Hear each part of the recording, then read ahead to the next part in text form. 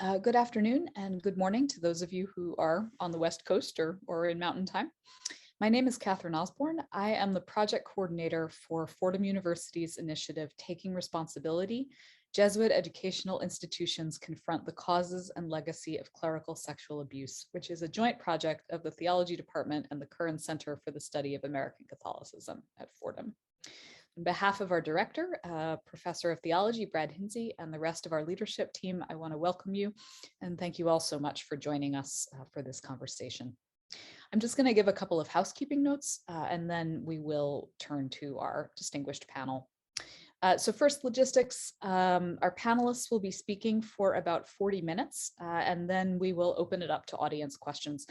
And we'll ask you, you can do this at any time, to put any questions that you have in the Q&A. There is a little button down at the bottom of your screen because chat is disabled for the audience. So again, you must use the Q&A box, and I will remind people about that at a few points during the panel.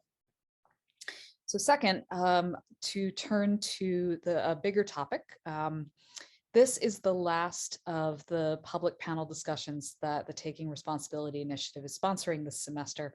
But in a way, it is actually the fifth in our spring series that we did last year, last academic year, on historically marginalized communities and the abuse crisis in the United States. And specifically, it's a follow-up to a panel that we hosted in February on Native American Catholic communities and the clerical sexual abuse crisis. So that panel focused more broadly, went well beyond Jesuits, on Catholic missions and Native communities, but it was looking very specifically at the issue of sexual abuse. And this panel, by contrast, is going to not focus on sexual abuse particularly, but rather to do a deeper dive on the Jesuit part of our project title. So today we're going to be focusing on the Society's history and present in boarding schools, and the question of what it might mean to take responsibility per our project title for that past, both for the Jesuits themselves and for all of us who are associated in our various ways with Jesuit institutions. So once I have finished my introductory part here, I will be linking in the chat to our website, where if you're interested, you can find recordings of our earlier panels in this series, including that one that we hosted last year on Native Americans.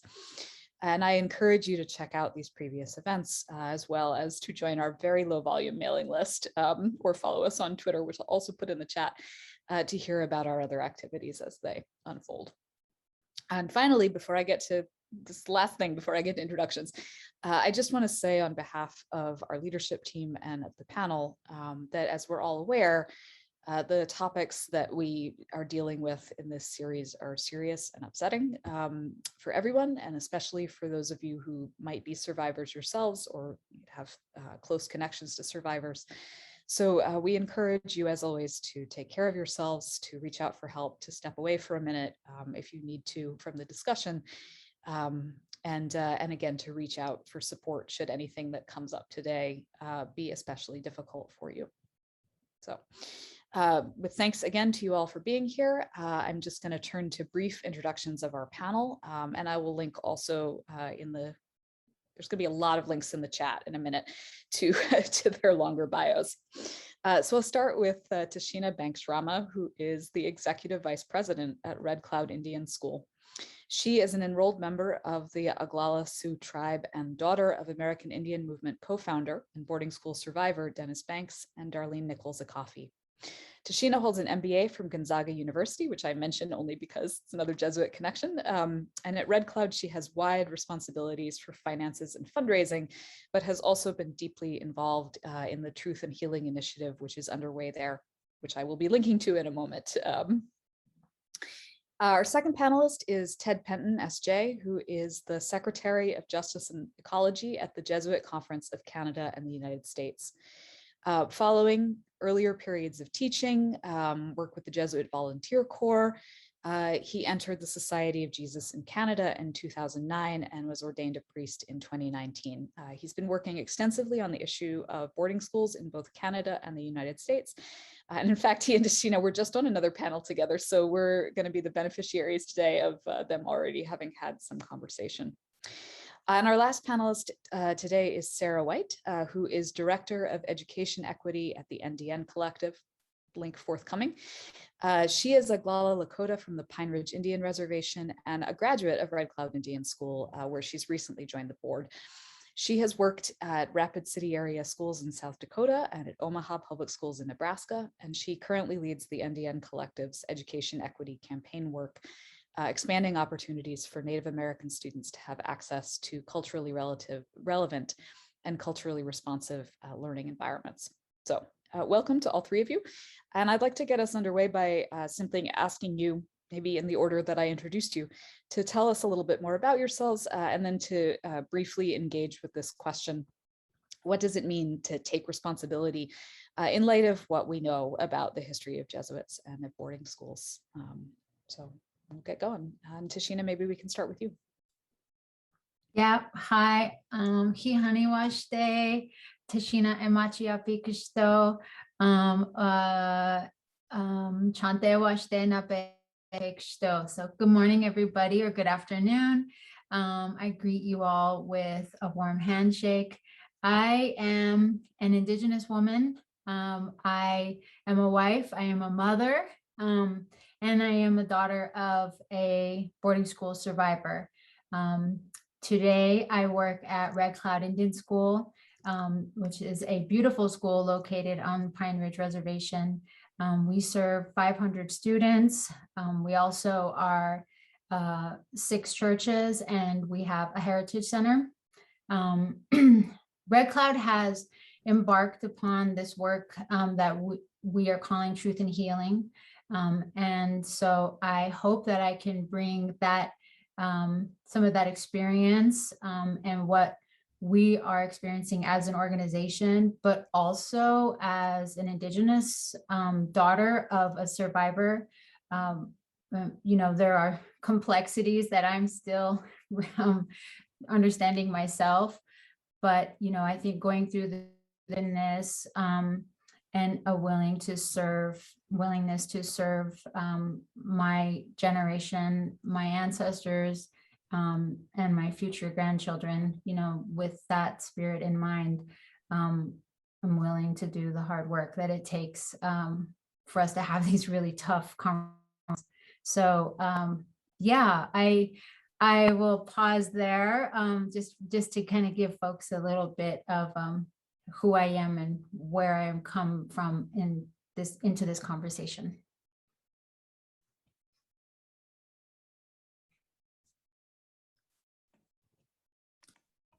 Hi, wonderful to be with you all here today. I am joining from Washington, D.C., which is on the ancestral lands of the Anacostan people and neighbors, the ancestral lands of the Piscataway and Pamunkey peoples. And while I live in Washington, D.C. and work for the Jesuit Conference of Canada in the United States, as Catherine said, I'm from Canada.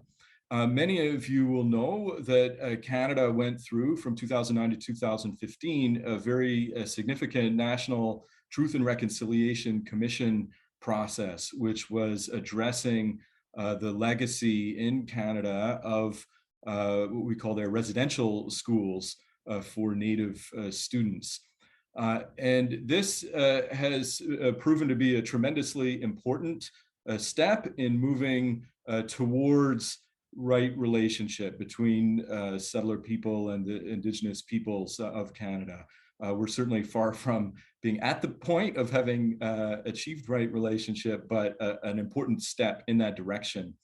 And as a Jesuit, the Jesuits in Canada ran one of these residential schools, and so we were very active participants in this process. And I was able to see how crucial a step it is in moving forward, how important a step it is in really building a stronger foundation for a better relationship moving forward.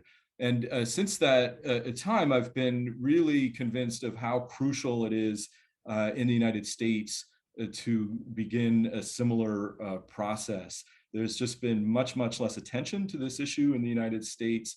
There are far fewer people who are even aware of the existence of these boarding schools around the country.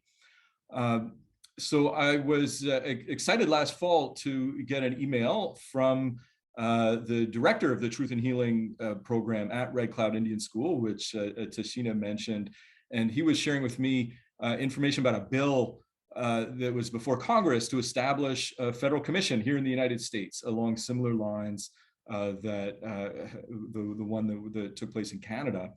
And Red Cloud had endorsed the bill. They've already begun their own local process and would very much like to see this expanded and the federal government to become a part of it.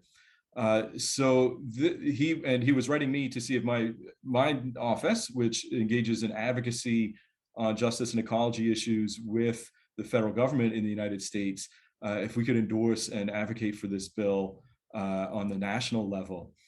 So this launched me on a long series of conversations and a lot of learning within our network. I've learned a lot since that time and am still at the very earliest stages, if I can put it that way. There's so much to learn. We, the Jesuits, ran many boarding schools. We don't have a precise number yet. We know we had a lot of schools in the Rockies, in the Great Plains, in Alaska. Some of these were very small and short-lived schools. The first one that I've come across, it was open only for a few years in the 1820s outside of St. Louis, and never had more than 8 students. So a very small place. Some of these were much more substantial institutions, as of course Red Cloud is. There have been a lot of Jesuits who've been great friends with Native people going back many years, who've had respect for the languages and the culture. But it's also been very difficult to see many parts of this history, in particular, essentially the project of assimilation, which these boarding schools were part of, this attempt by the United States to assimilate Native people into the dominant white Euro-descended Christian culture. Many Native people see their times at these schools as very traumatic, and it's difficult to read those accounts. It's difficult to see the ways that Jesuits acted, the policies that Jesuits had in place. For example, along the following government policies, prohibiting the use of Native languages or practicing Native spirituality at the schools. Very difficult for me as a Jesuit to see a lot of that. There are also Native people who are grateful for the education they have received. It's a complex history, to say the least. But at the end of the day, there were many aspects to this history which were simply wrong, and it's difficult to look at. More recently, just to speak very briefly at this point to what this means for us at this stage, how we see the possibilities for moving forward. To me, there was an important commitment that the Jesuit leaders in the US, the Jesuit provincials, made in August. They made a commitment to examining our own history and to assisting others in doing so. And to me, these are sort of crucial aspects to the work. And I'm sure we'll have a chance to speak a little bit more about that. I'm in the midst currently of hiring a researcher to look through our archives in St. Louis. A second piece that I'd also be happy to speak more about is joining together with Native brothers and sisters in advocacy to establish a federal commission so that we can have a more substantial, broader national conversation, as well as accountability for this history. And the final point just to make now, and the most important, is that all of this work needs to be done in partnership and in relationship with Indigenous people. Again and again, throughout times in our history, decisions were made from what I would say it was a place of arrogance and presumption. People of European descent presuming to know what is best for Native people, the way that they need to move forward to adapt to the new realities that were being forced on them. And too many times these decisions were made without Native people being a part of that process. I think there's a widespread recognition now of how wrong that was. And certainly the most important commitment that we can make now is not to resume those ways of proceeding and to continue to work in close partnership with Native peoples. Thanks.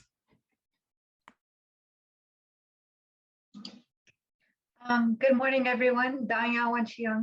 So good to see you. My name is Sarah White. As Catherine mentioned, I am a proud alumnus representing the class of 2005 from Red Cloud High School.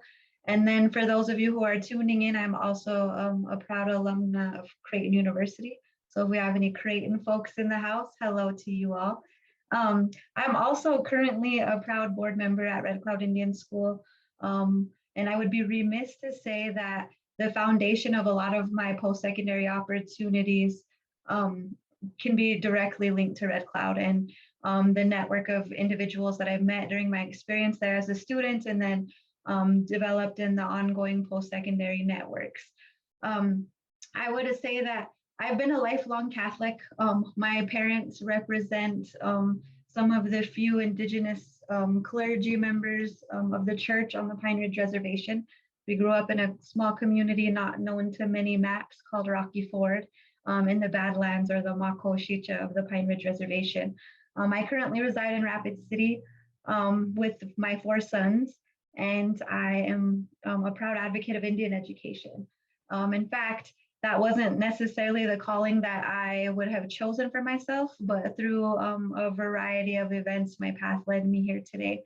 I guess one of the largest aspects that I want to reference, and I guess this would be a great preface and segue into our conversation today, is although the education has evolved immensely since my grandparents entered in the 50s, but in a growing movement that was established in 1868 under a former war general turned school superintendent by the name of Richard Henry Pratt, he affectionately coined the term "kill the Indian, save the man."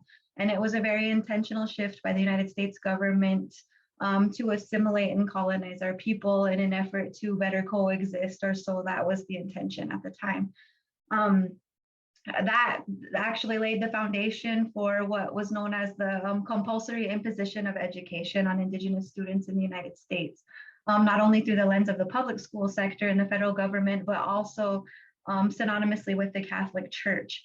And it wasn't until I actually left Pine Ridge that I actually started delving back into trauma. So I'm going to give you a really quick story. I'll put it in a nutshell. So I attended with a group of professionals a trip to the Museum of Tolerance in Los Angeles, California, and it's the Holocaust Museum. And I found it very ironic that I was invited because it was a group of cross-sector, cross-racial individuals and leaders in our area of Rapid City. And we were to talk about race relations. And the irony for me is this: we live in the heart of the American Indian genocide. So I thought, well, that's interesting. Here we are in the heart of the Native Holocaust, and we're going all the way to California, to talk about genocide through the lens of the Jewish Holocaust. However, unbeknownst to me at the time, it became the most important and critical professional development experience to date. When we arrived and we went through a very intentional glimpse of the Holocaust from the initial propaganda all the way till the very end, where we got to this beautiful exhibit about Liberation Day. And I remember sitting there, and they had all of these survivor accounts that you could play on these little audio players. And I pressed one, and it was a woman, and she said she recalled her time of liberation when she was only 26 years old. And at the time, she had a 6-year-old daughter who was also in the concentration camp with her. And when she was searching all over her daughter when they announced that they were liberated, and she said, when I found my baby, she was curled up, sitting against this barbed wire fence, and she was crying this gut-wrenching sob that this mother could still remember to that day. And she said, when I found my daughter, I did what any mother would have done. I ran to my baby, I picked her up, I put her on my lap, and we cried the most liberating cry that we have ever had together to date. When we're done crying, we picked up and we started our life of liberation. And for me, as emotional as it was in that moment, one hard truth that I realized is that my grandma's never had a Liberation Day. In some ways, my mom is seeking a Liberation Day. Both of my grandmas were buried. having denied the Indigenous aspects of culture that made their being so unique. Neither one of them spoke Lakota language. Neither one of them practiced our traditional ways. Neither one of them, they were both avid Christians at the time. And I mean, the introduction of Catholicism for me was through the gentle and compassionate hand of my grandma, and I can't say the same for a lot of our elders. And so one of the most telling revelations for me was that generational trauma and the implications that it has had on our people starts from colonization, whether it happened in schools that were created by the federal government or the Catholic Church.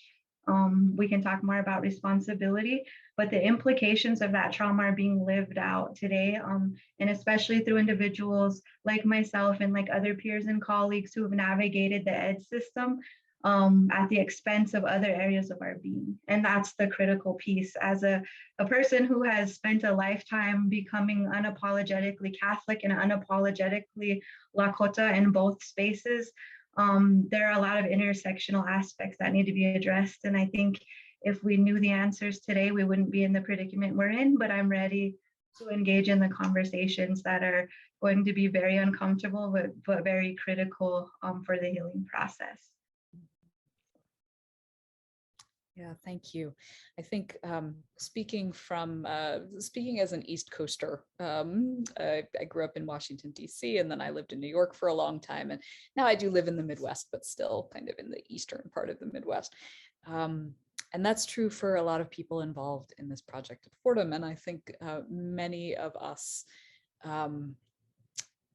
spent a long time learning a version of American Catholicism that's very focused in the East Coast, in the big sort of immigrant cities of the 19th century, and are developing at various stages of developing an awareness of big international network of the Catholic Church and its reach, deep into what we now call the United States and Canada, and the sort of interconnections between those big East Coast immigrant cities and the genocide that is taking place out west at the same time.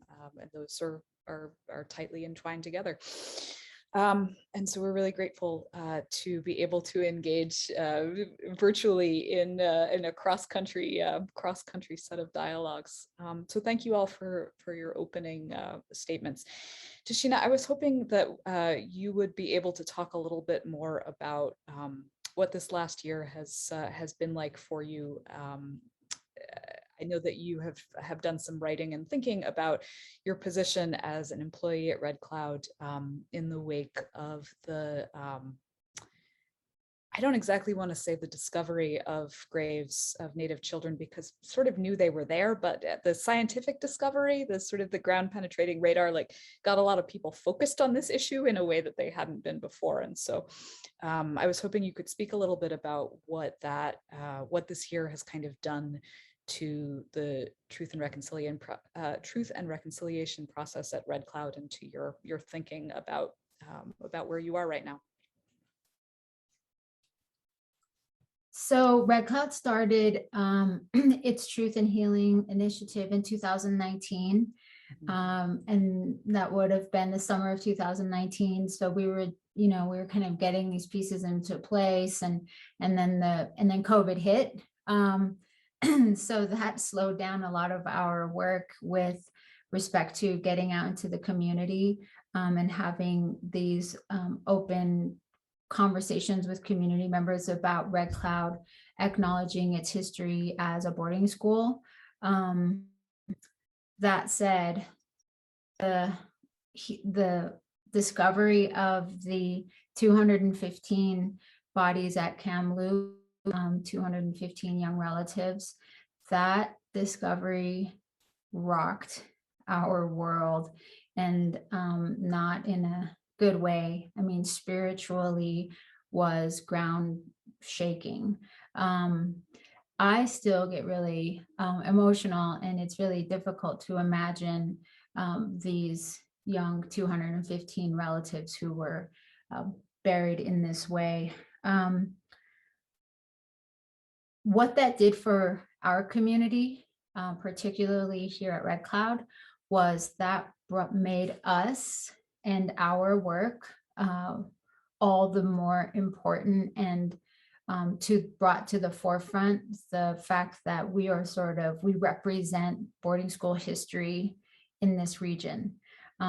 Although there are other boarding schools that are even still in operation today in this region, because we are a church-run boarding school, it has that history, and that's really difficult for a lot of our community members, particularly those who are not Catholic faith, which are a majority of our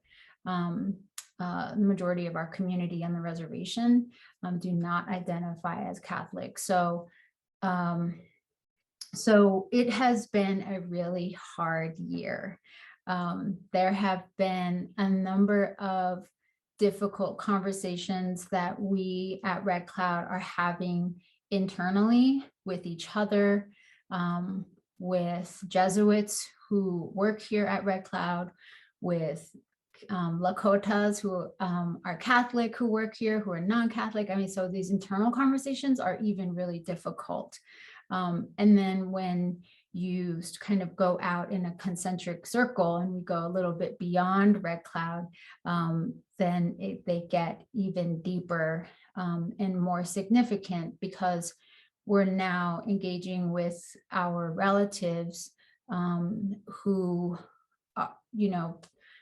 haven't quite maybe addressed or dealt with their own trauma in ways that they have yet to. And so Red Cloud kind of becomes this target, right, of that we represent this colonization. We are the perpetrator institution.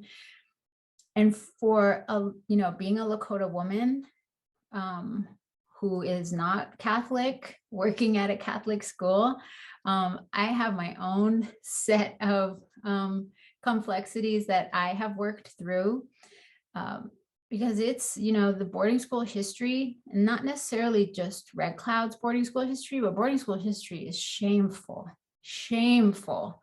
And that is something that our Truth and Healing work is here to talk about and bring to the forefront. And we are acknowledging that. We're engaging in these conversations. We're working to open our records, as Father Penton described. We are going to do ground penetrating radar in our cemeteries. We are going to do these really difficult steps, but we're following a process. And the process that we're following is one where, there are 4 stages. And the first stage is confrontation. And it's true, there's a lot of confrontation in this first stage. And that's okay, right? I mean, that is, we have to meet people where they are. And there's sometimes those meetings and those gatherings are emotionally charged. But that's what we're here to do. And I believe in the school that Red Cloud is today. I have had 5 children graduate from here, 5 very successful children who have graduated from here. And I'm very proud of the fact that they are Red Cloud graduates. And I have 5 children currently enrolled here. And I am very proud that they are here and learning in our classrooms. Red Cloud today is, I believe, moving in a direction where we can be a model school for Indian country across the nation.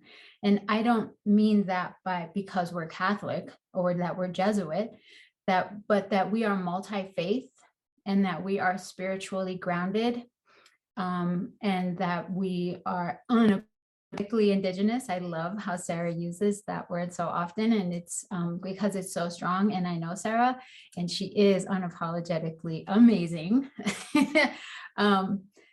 But today, Red Cloud is transforming how education is taught to Indigenous students, right? Our young students who are in the immersion program, They are inspiring. Our boys have long brown hair with these braids down their backs.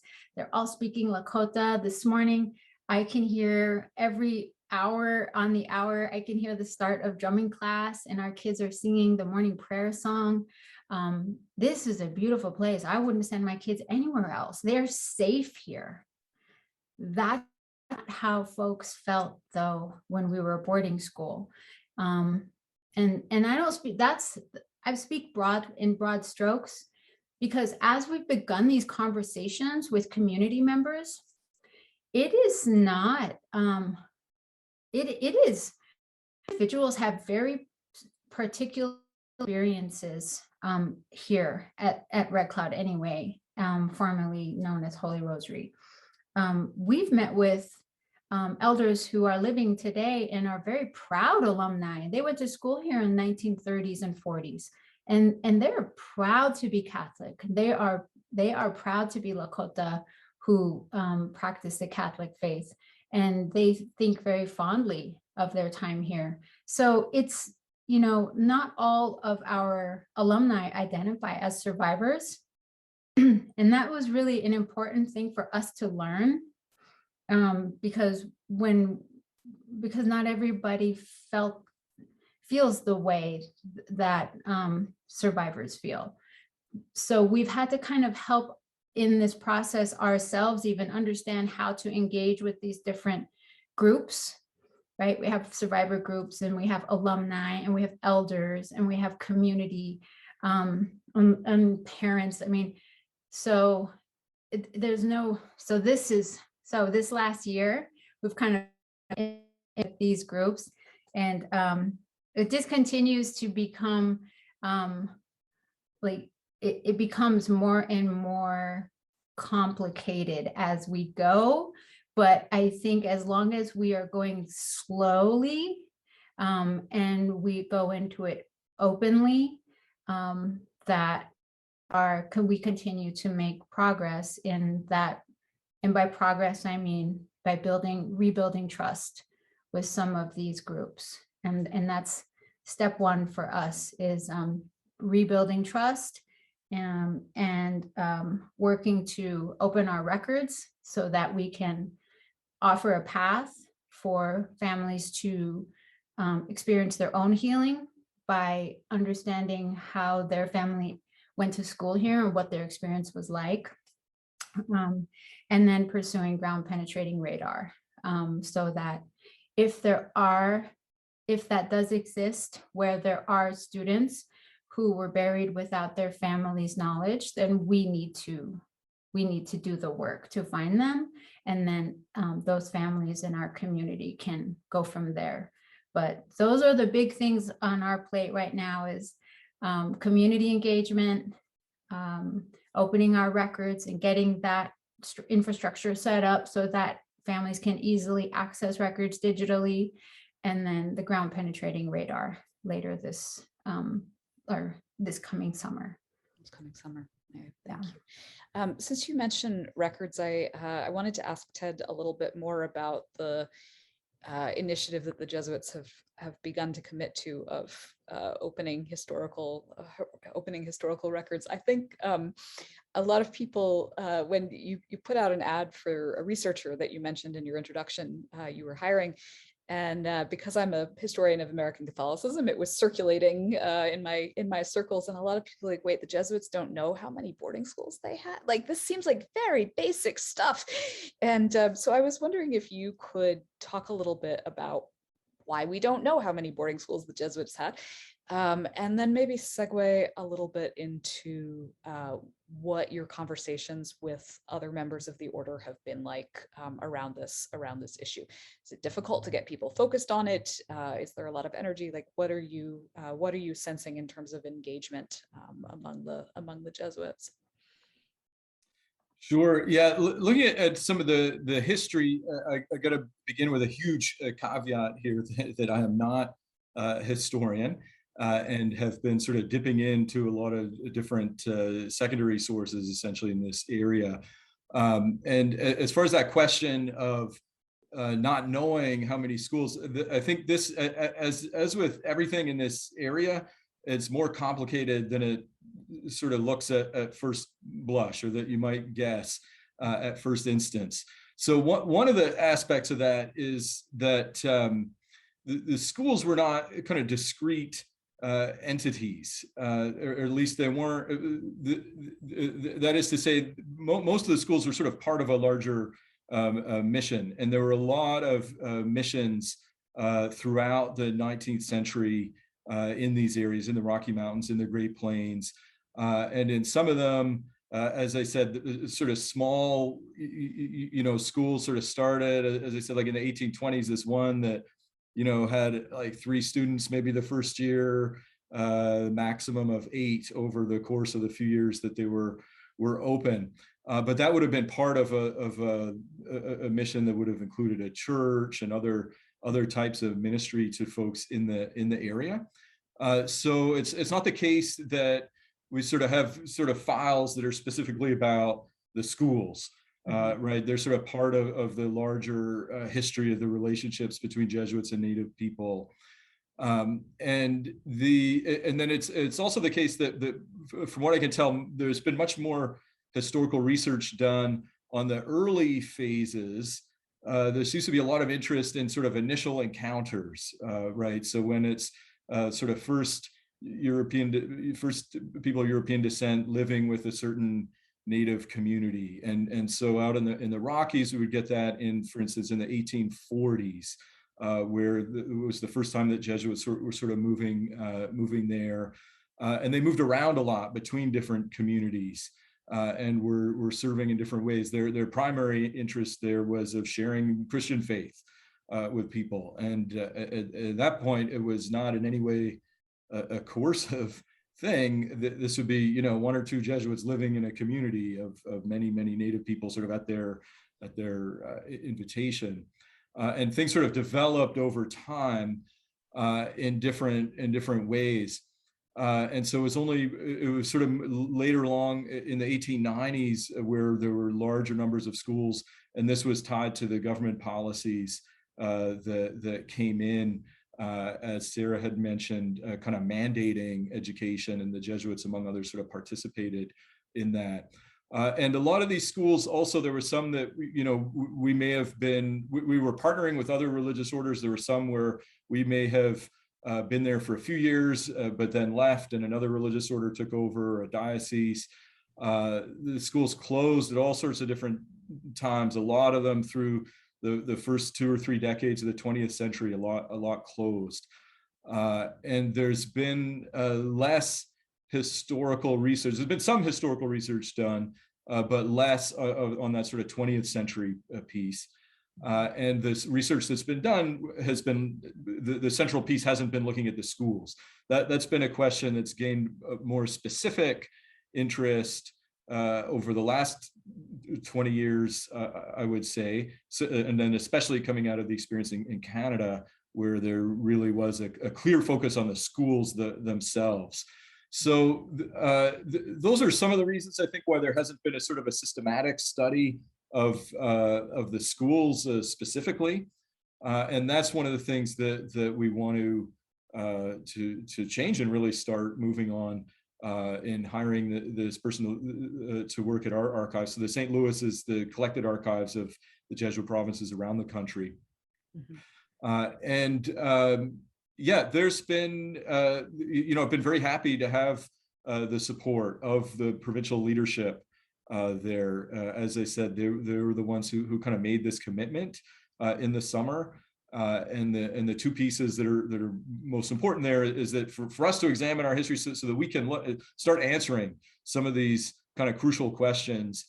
So we have a clear, actually another complicating factor, most of these missions, or many of them, had multiple schools, right? There might have been, and some of them were boarding schools sometimes, and at certain times they were only day schools, and sometimes there was a separate school for girls, or sometimes to be a joint school. In almost all cases, there were also religious sisters who were working with us there. So one of the aspects in getting a count will be precisely, what do you count as a separate school? At Red Cloud, for instance, even today, you could say, well, there's 4 schools. There's an elementary school, a middle school, a high school, and then another elementary school that's in a different area of the Pine Ridge. So I'm very encouraged and heartened that we're sort of taking this initial step to look, at least gather together that information. You know, what were the schools? What were the names? Where were they located?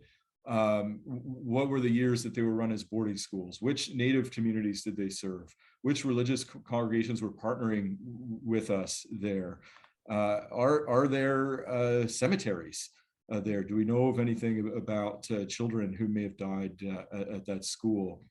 And then the most important piece is creating resources to point additional researchers towards those resources that we have, towards those primary sources that we have. So creating a kind of bibliography of secondary sources, creating summaries of those primary source documents that we do have, so that people can come along and start telling those stories. It can do the research that's needed to share these histories, and we want to kind of make those as available as possible. So yeah, so that's just a little more background on where we're going kind of at this stage.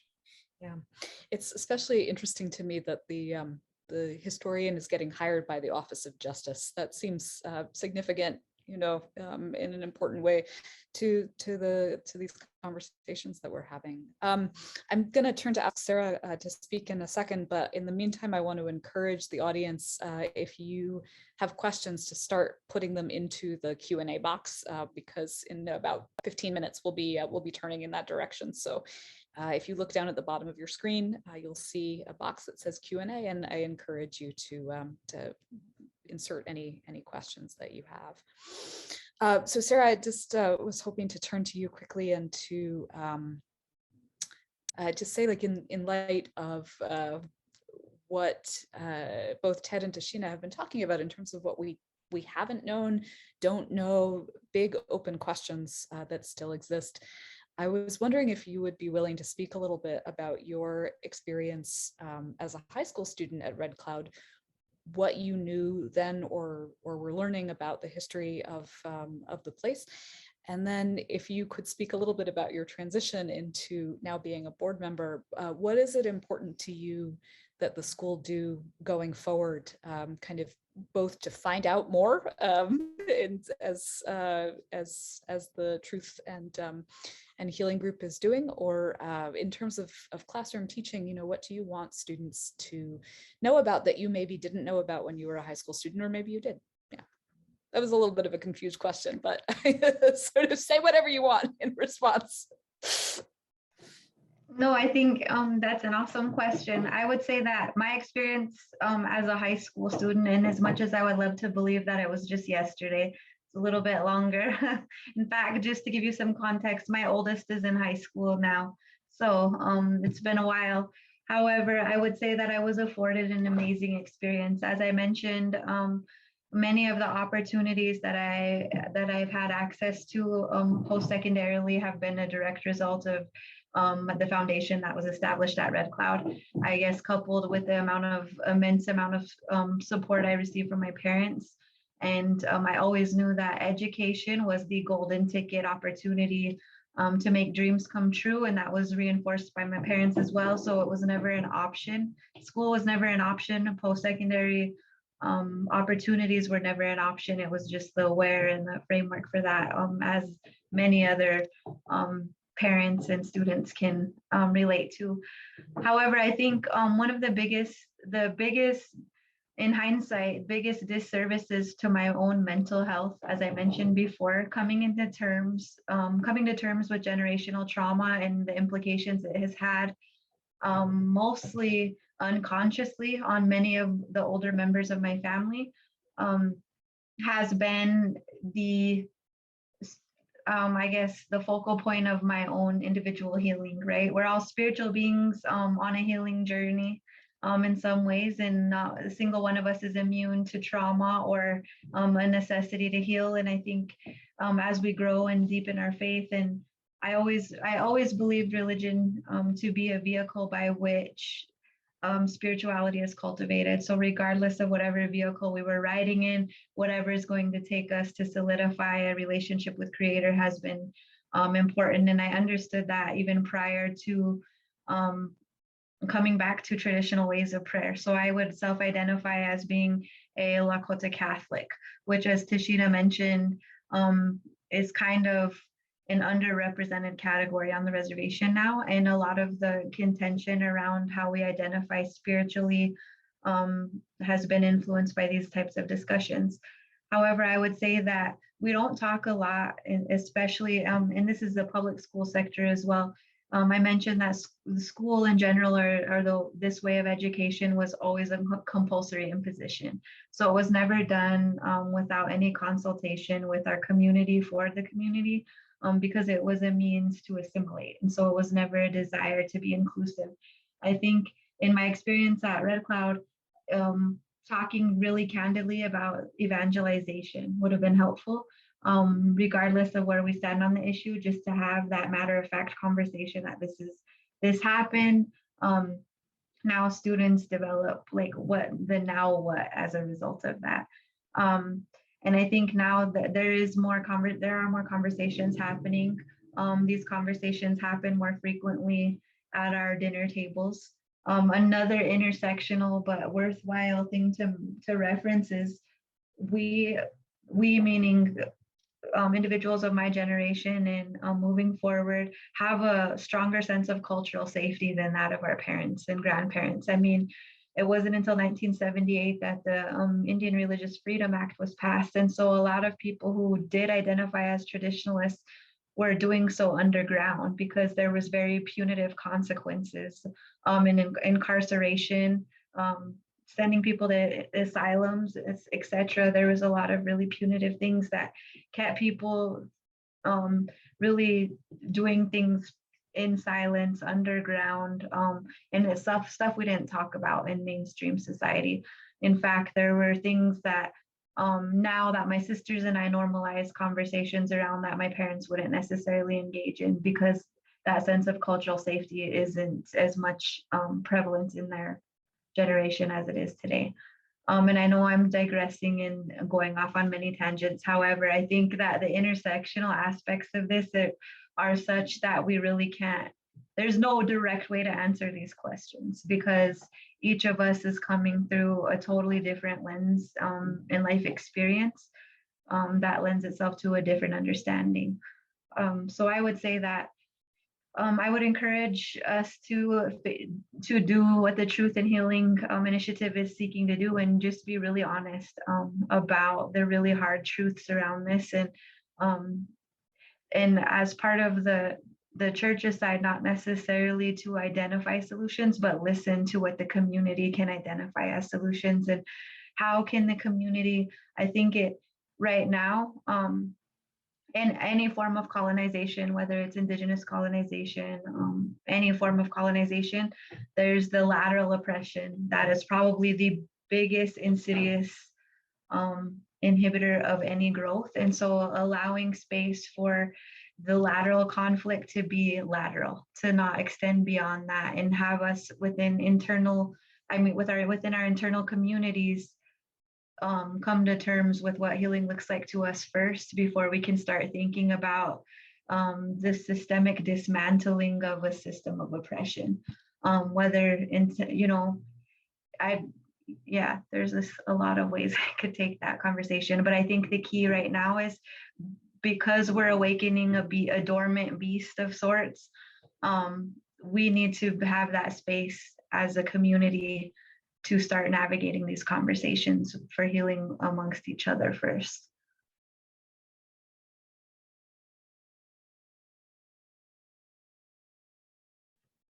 Forgot to unmute myself. I want to give you guys an opportunity to respond to some of the points that you have each brought up and ask each other questions or build on a point that somebody else has made, and we'll just let you talk with each other for a few minutes before we turn to a little bit of audience Q&A. You guys could all unmute so you can just talk without.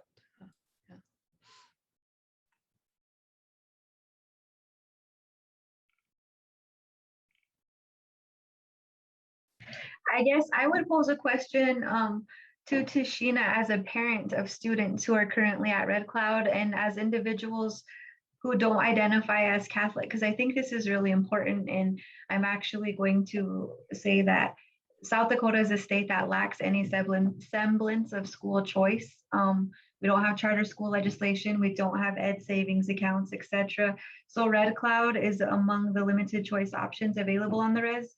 But Red Cloud is an exceptional outlier when it comes to Indigenous education in America. Can you tell me about how you are a supporter of Red Cloud, like reinforcing your own beliefs and values, while also like what is important to you that your students benefit from Red Cloud? When you say your students, do you mean like my personal? Yeah, your children. Sorry, I should. Yeah, that's okay.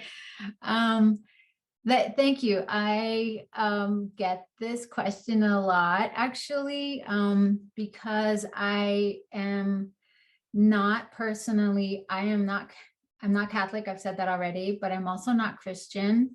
I was raised traditionally by my father and mother raised us traditionally. We went to Sundances, and Nipi was a very regular part of our life, like every weekend, if not more. And we prayed by the pipe. So this was the only form of prayer that I knew as a child. And I always reverted to, I felt very strong in understanding who I was because of how I prayed. But as this truth and healing process has helped me, because I have started talking with my relatives, my older living relatives, and I have what would be called a great aunt, but I call her grandma. So Grandma Rose, or Grandma Darlene, who is 84 years old, is a devout Catholic. And as I've been meeting with her, visiting with her more and more, I always knew she was Catholic, but I've been learning more and more about my family history. And there's actually, my family on my mother's side have been Catholic for, over 120 years. It kind of stopped with me. So there's actually a lot of, Catholicism, Catholic history on my mother's side. And so, but that has been just through this truth and healing journey of my own that has opened that up. You asked me a direct question, Sarah, about why and how I send my children here. I said it earlier, they feel safe when they walk the halls of Red Cloud, whether it's my high school students or my 5-year-old who's in kindergarten in the immersion program. They feel safe. They see kids who look like them, who pray like them. Our kids will see each other at Sundances or at powwows or at sporting events, right? I mean, and at Red Cloud, in Lakota culture, there's, mitakuye oyasin, we are all related. And I think that really is becoming more and more lived on our campus with each new generation of kids who come to school here. That gets stronger and stronger. So yeah, I send my kids here proudly. I don't raise my kids in the Catholic faith, but I have absolutely no fear or inhibitions about letting them go walk into a church and pray with our Catholic relatives. I was raised by my father and mother to always be open to other forms of prayer. So I grew up with, we would go to Buddhist temples. My parents had a lot of Buddhist friends. So I grew up chanting Nam Myoho Renge Kyo in temples.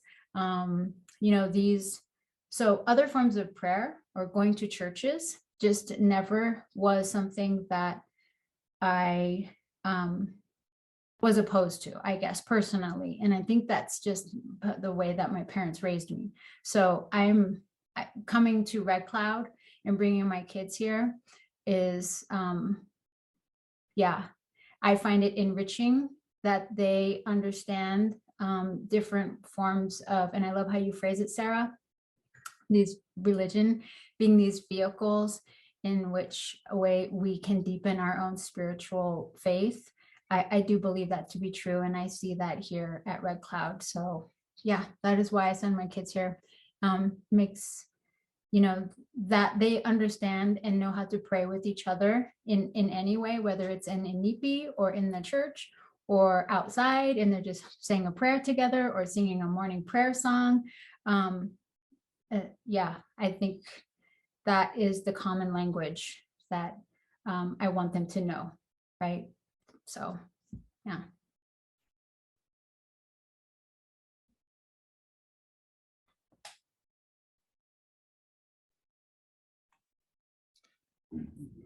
I may follow up with a question for Sarah. It's wonderful. I've gotten to meet Tashina a few times, and I'm so happy that she's in the leadership position at Red Cloud, both because of the personal qualities she brings, but also to me it's important to have some of the leadership who are Lakota, but not Catholic, right? Like that's an important element of the student body. It's an important part of the school and what it means for the school moving forward. That said, I'm also very happy when I meet people who say that they're unapologetically Lakota and unapologetically Catholic. So that's also wonderful. I wonder the everything in Canada that came out this year, as Catherine said, it wasn't exactly a surprise in the sense that it was well known that there were a lot of unmarked graves around. We didn't know where they were necessarily, and it was shocking to find them in Kamloops and then in multiple other places. And certainly for Canada, that even overtook COVID for much of the summer as the sort of national level news story, and just a lot of media attention, and rightly so. If it's not too personal to ask, just be curious to hear any thoughts you might want to share on how that's impacted you or your work, either as a board member with Red Cloud or with Indian Collective. It's just as someone who is both Lakota and Catholic, to have coming into such a prominent place again in the media, this very, very dark part of the history of relationship between Catholics and Native people, which again, as we know, and we can't say this enough times, right? Not a Canadian issue, right? Of course, it's an important issue in Canada, but equally important in the United States. I think the challenge, or I guess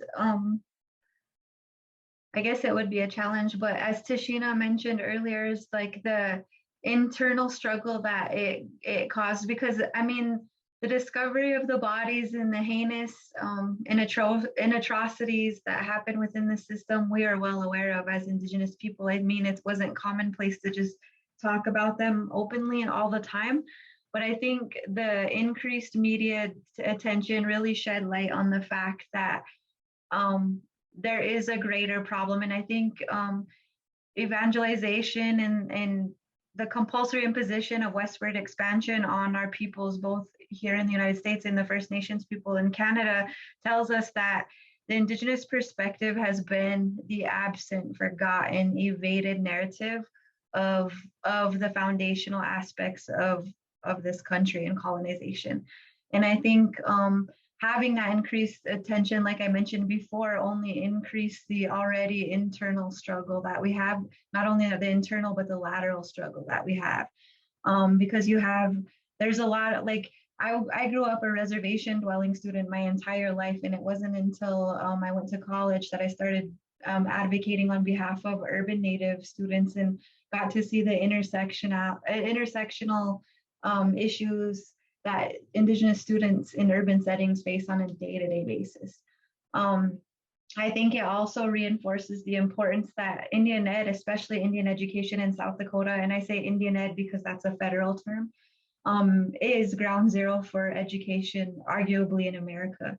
I mean, our Indigenous students in the Oceti-Sakowin, or the 9 tribes representing the 7 council fires in South Dakota, we are lifelong South Dakota residents. We are generational lifelong South Dakota residents.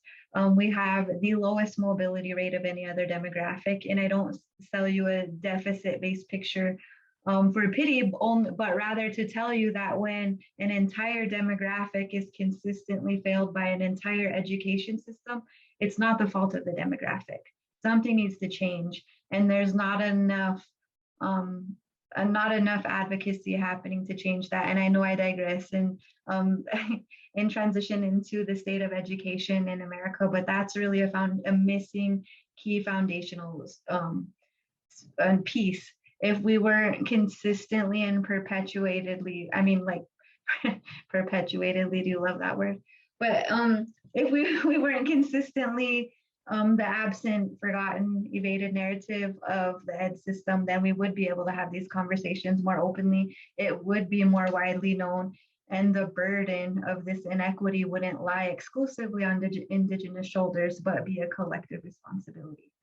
And there are and intersectional aspects to address with that, especially when it comes to sovereignty and things like that. I mean, I think because a lot of these Red Cloud and Oglala Community School, which is now Pine Ridge School, resides on reservation lands, I think the burden of it has always been viewed by state and federal officials as a local reservation Indigenous responsibility.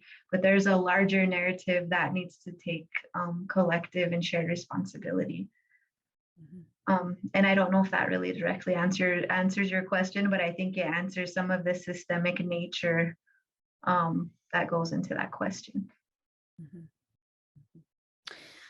Yeah, I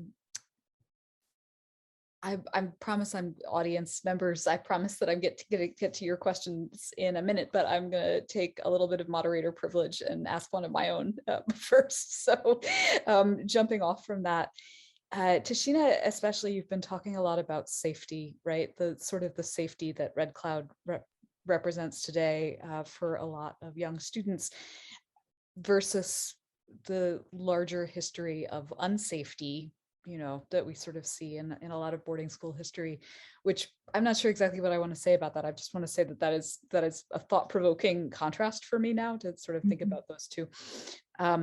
But in light of that, sort of thinking about safety, the safety of today, hopefully, and the unsafety of the past, Sarah, I wondered, you mentioned that you think your mother is looking for a Liberation Day, and I wonder if you have any thoughts about what that might look like. I think it goes back to all of the elements that everyone touched on today. I think coming into space, recognizing that we're all on a journey, not a destination of life, that we come to terms with anything that's inhibiting us from achieving total peace and happiness in life. I think I can't speak for my mom. I know for a fact that my grandmas didn't have that freedom of being. I know that achieving that comes through a great deal of healing and understanding and facing things that maybe subconsciously we may have known existed, but weren't necessarily aware of what was happening internally. I think being able to feel unapologetic in our being, and I'll use that word again, and unapologetic in every intersectional aspect of our being, without and able to be at all without expense of another area is key. And I think going along with that, I wanna like pivot and ask Father Penton a question, especially with regard to there was a question in the chat. The first one was, how do you hold your colleagues and fellow priests accountable in this truth and reconciliation process? But I would love to hear the answer to that, but also take a step further and ask, like, what does it look like for the Jesuits to hold each other accountable for like the enculturation and ensuring that through the lens of cultural proficiency, aspects like enculturation are being more widely accepted and more training is provided, etc. Maybe there's things going on that I'm not aware of, but in your personal experience, I guess, how does that play out? Great question. Yeah, and so speaking from my personal experience, which has been primarily in Canada, and where the Canadian Jesuits have been responsive to the calls to action that the Truth and Reconciliation Commission made. And one of those calls to action for churches and religious groups was for people who are becoming trained as members of the clergy or religious orders to have a training programs around issues related to Indigenous people, Indigenous spirituality.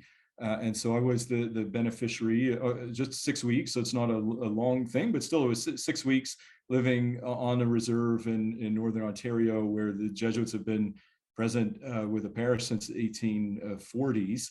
And this was a program that was run by an Indigenous elder there. She's also Catholic, and but the program was not around Catholic spirituality, but different elements of Anishinaabe spirituality and culture. And the biggest aspect of it was simply living there, living with the people for those 6 weeks. And that was eye-opening for me. There's not, we don't have a similar program at this stage in the United States. That said, there are a number of younger Jesuits who do spend time, especially at Red Cloud Indian School. And some of these Jesuits are the ones that I'm partnering with now in this work around accountability, around looking at our history, and folks who do have this experience of kind of working there come out with an experience, with the knowledge that really can help the broader order, the society, to look at this.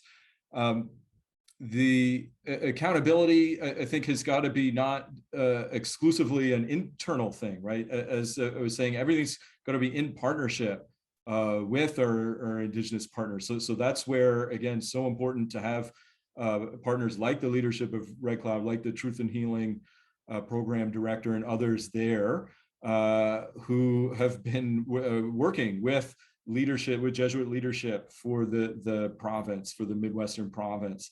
I think that none of these are steps that we can or should be taking exclusively internally. There are internal aspects to it for sure. And that's where I think looking at the history is so important. Another aspect is the panel that was referenced from last week that Tashina and I were on was one that I and some of my colleagues put on for, and this is a Zoom webinar series that we're putting on for people in the Jesuit network. So these are people either working for or affiliated with Jesuit ministries to start learning about the history of Jesuits and Native peoples in what is now known as the United States and Canada. So these early stages of kind of learning that history is extremely important. Without that knowledge, I think we just don't go anywhere. So that would be one key piece. As we engage in more of the research and are able to share more of what we learned from that, I would hope that will spur sort of further commitments as well. And then another piece that's related, Catherine mentioned earlier about this sort of work coming out of the Office of Justice and Ecology, and that's because this all sort of started through this advocacy for a bill, right, through this congressional bill, which would establish a federal Truth and Healing Commission. And that, one of the reasons that we're so interested in seeing that is that would bring, that would really shine a much both broader and brighter light on this sort of difficult part of our history, and really help ensure more accountability going forward. As I said, part of Canada's response has come out of the calls to action that came from the Truth and Reconciliation Commission. Would love to see a similar commission in the United States that we could partner with. I think that would be really important. Let me throw in an audience question here, and there are actually a couple of variations on this. that I think are related a little bit to what we've just been talking about. So I'm gonna pick one of them to read verbatim, but this is a theme that's kind of coming up a little bit. What kind of responsibility would you like to see taken up by historically white Jesuit institutions, predominantly white serving institutions? What can we do as a network of Jesuit institutions mobilizing our resources together? So Ted's just been speaking about the Jesuits, but this question sort of focuses a little bit more towards institutions like Fordham, for example, and the other Jesuit universities and colleges, most of which are in fact predominantly white and predominantly white serving. What is on the wish list that institutions like this could be offering, to this process, if anything? Yeah, Tashina, please. So I'm going to share an idea that's not my idea, but I love this idea. And this comes from our assistant superintendent here at Red Cloud, out of a conversation that he was having with the director of the Modges program at Creighton University. And they were kind of having this conversation around what can universities like Creighton do. And he said it just sort of came to him, and I tell you what, I love it. And that is that Jesuit institutions could offer, there's a couple of things they could do, but they could offer a scholarship to, Native, like descendants of survivors.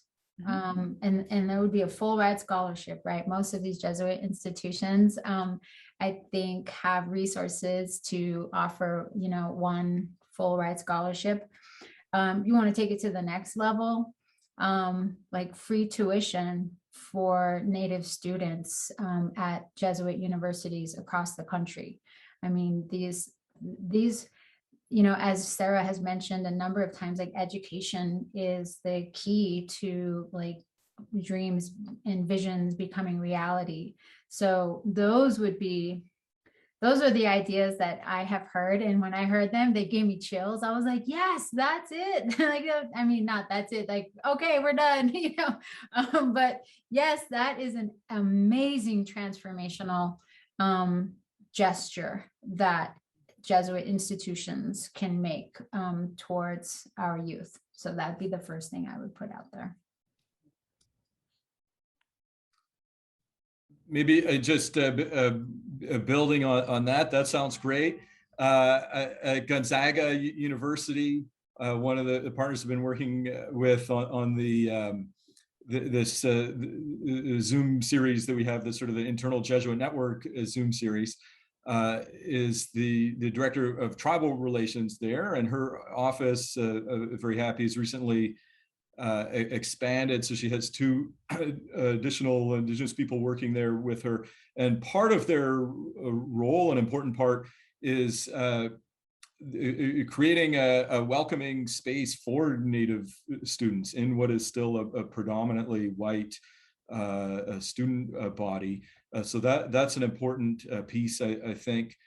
To add to sort of the wish list piece, and this comes with some significant caveats, but looking at the amount of research that needs to be done in this area, if that could be housed in some way, if there imagine like an institute at one of our universities that could house something, to bring together a lot of the work. I know.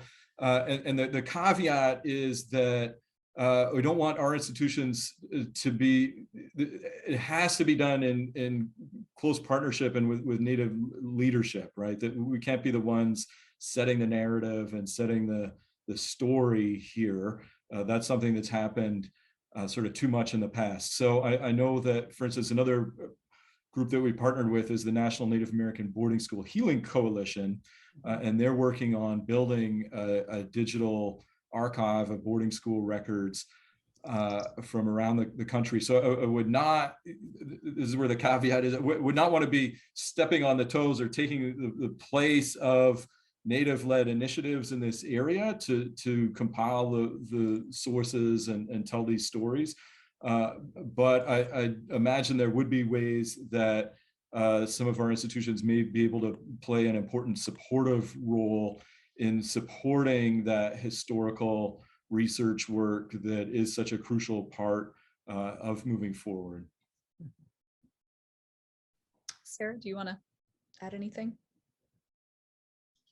Yeah, I love the ideas that were presented, and I would also add to maybe offering courses regarding the peoples on the indigenous peoples of the land on which the schools reside. I think there's a lot of culturally rich teaching that goes along with there, and then being able to present an intro course to not just indigenous students, but every single student who steps foot on the campus, talking about those tribes in that indigenous territory, but also creating a preface to okay, what happened, evangelization efforts of the Jesuits and the imposition that it presented to those people. And then I think having some sort of segue into current events and how can interested students get involved.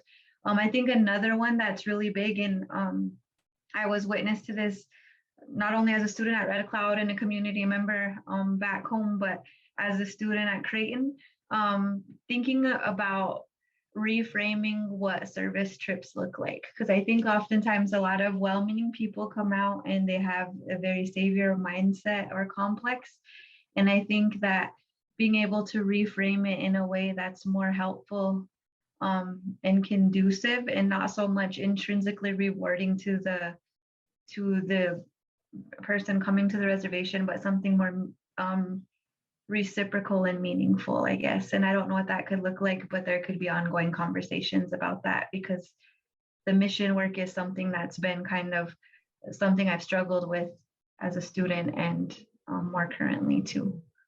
Amen. This is one of my big, we have to think about this things. So I really appreciate you mentioning that. A very quick question that came up is just about historical resources, where to go to begin. And I put the website for the boarding school coalition that Father Penton mentioned into the chat, and they have some resources. So does the Red Cloud Truth and Healing Initiative. Tashina mentioned Boarding School Seasons by Brenda Child, and I didn't know if Ted, Sarah, you might want to each mention, one resource that you think is especially helpful, just briefly. One that I've come across, the sort of most concise history, specifically looking at Jesuit boarding schools, is one chapter of a book called Brokers of Culture by Gerald Mckevitt, who was a Jesuit, now deceased.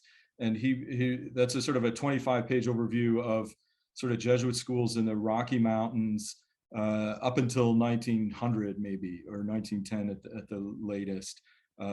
So a sort of snapshot, but that's one that I've found helpful. Mm-hmm. Cool. I would say that often I do a lot of work in promoting the Ocheti Shakoin essential understanding. So it's the essential understandings of our people. So I'm always inclined to give firsthand accounts, and I would recommend all the literature put out by Luther Standing Bear, because he was one of the first cohort members of students from our area to go to Carlisle.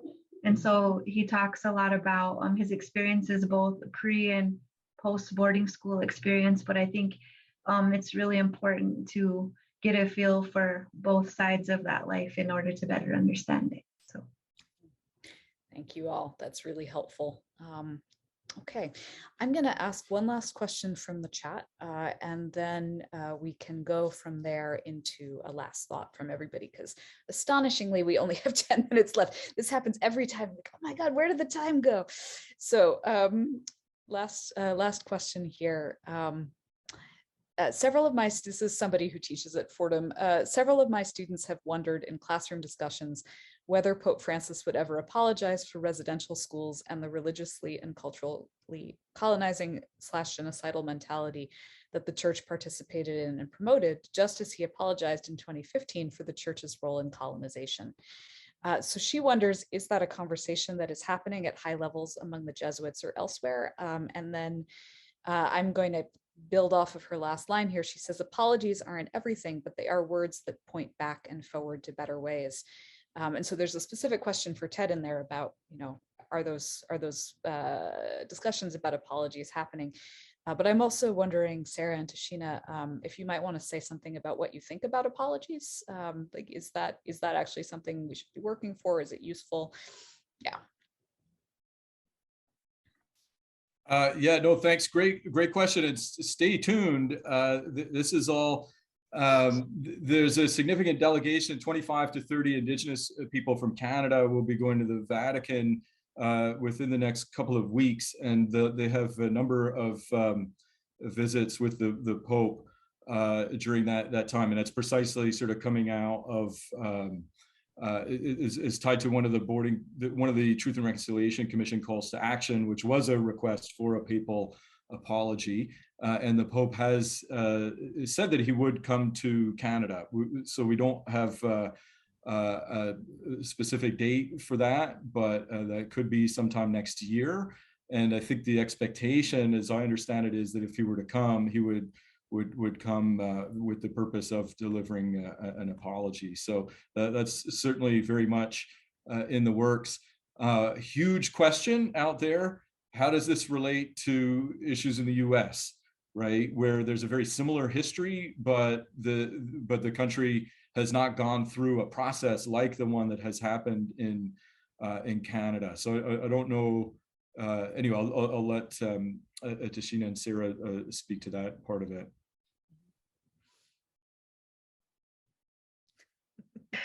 I would say that apologies are essential, but there's this quote I recall hearing more recently is apologies without action is just manipulation. And so apology without the action behind it is just insulting. I think moving forward in a good way would, as both mentioned and alluded to in previous comments, be more collaborative and be more geared toward healing. And that's what I think is essential.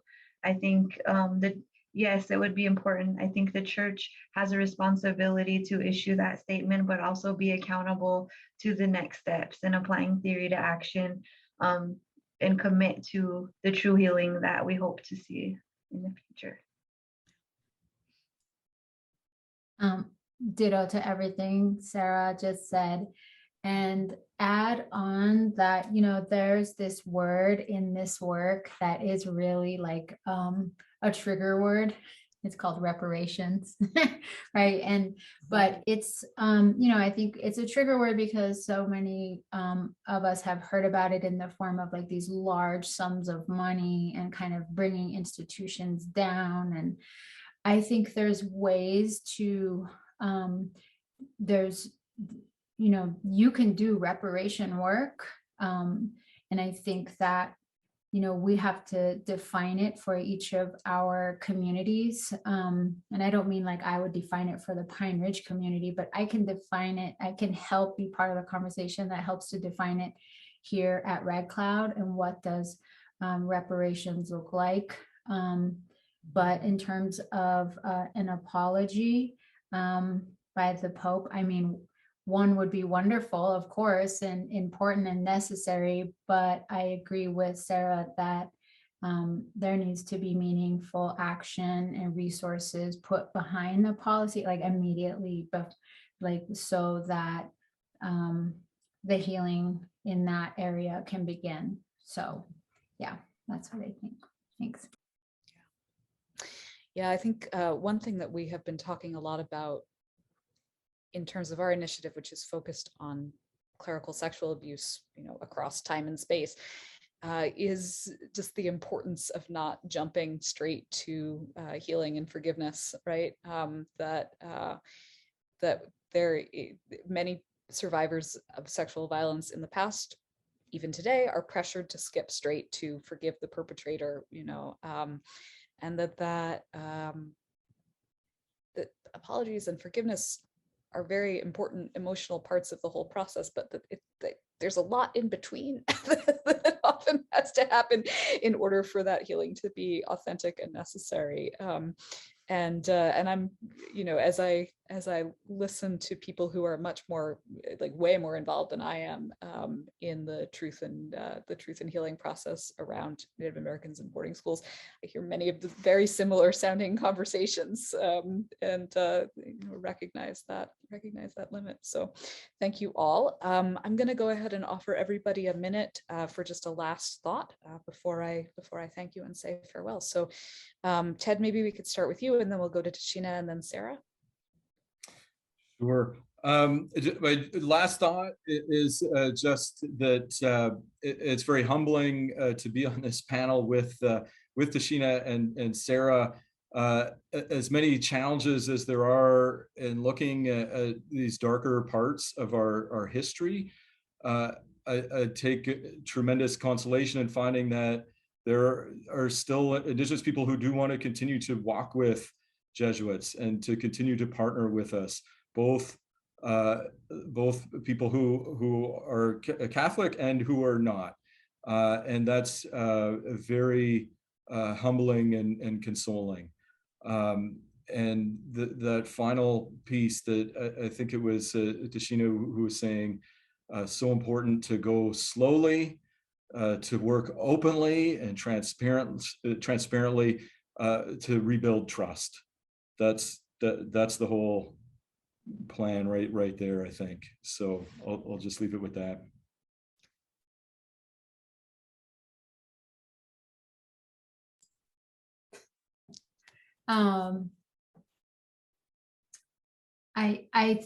I want to use my time, I guess, to encourage you all, at least I'll advocate for the work we're doing here at Red Cloud, the Truth and Healing Initiative. Please go to our website. I know that Catherine shared it early on, but beyond the Red Cloud Truth and Healing Initiative, we could not be doing this work without the support of the Native American Boarding School Healing Coalition. And that link is also in the website, the boardingschoolhealing.org. They are doing this work and supporting organizations like ours across the country to be a guide that is, helps for organizations like ours to create this framework that is really unique to our Oglala Lakota values, the community, and that ensures we maintain that we're good relatives to each other, and that we think always in that way as we do this hard work, which takes time. So, it's been 100 years that we've been here. It's going to take generations and generations of healing before we are where our people are meant to be. So I say all of that, but please go check out those 2 resources. Thanks. I think I would add, just as a follow-up to what was mentioned in the previous question, one of my really good friends and colleagues talks about land acknowledgements, and he's not very fond of them. And I will just say, because it's kind of like that apology without action. So just stating that, okay, our institution is residing on this land. So I would offer, like Tashina, an encouragement for everyone to look a little bit more thoroughly into the land where you live, and where you work, and where you're commonly at, and the Indigenous peoples of that land. But take it a step further, find the contemporary issues or movements impacting that community, and start elevating them in addition or in extension to the land acknowledgement. Because I think too often in land acknowledgements, we also perpetuate the people of the past narrative, when in fact we're all very living, breathing, contemporary peoples contributing to the larger society. So being sure to elevate some of those grassroots movements is essential. And I think the other thing too, because of my work in Indigenous education advocacy, I always encourage people to look into accountability at their local levels of federal grants such as Title VI Indian education, and services that are designed to be extended to Indigenous students, and how the cities or communities are responding to those and being inclusive, systemically inclusive of those. And I'm always encouraging people to take it beyond arts and crafts. And we can go on a whole another panel about that, but those would be my recommendations. And it was an honor and a privilege to be here, especially with you, Tashina, and Father Penton and Dr. Osborne. Thank you so much. Thank you all. I've just put one last link in the chat, which is the link to the Taking Responsibility website and specifically to its past events page. So this this panel will be archived there. It usually takes us a day or two to get it up. But if you want to revisit it or to point colleagues to it, that will be the site where you will be able to go to do that shortly. And thank you all again for being here, and especially to our panelists. So, you have to imagine applause online, but I hope you are. Thank you all so much again. All right, have a good day.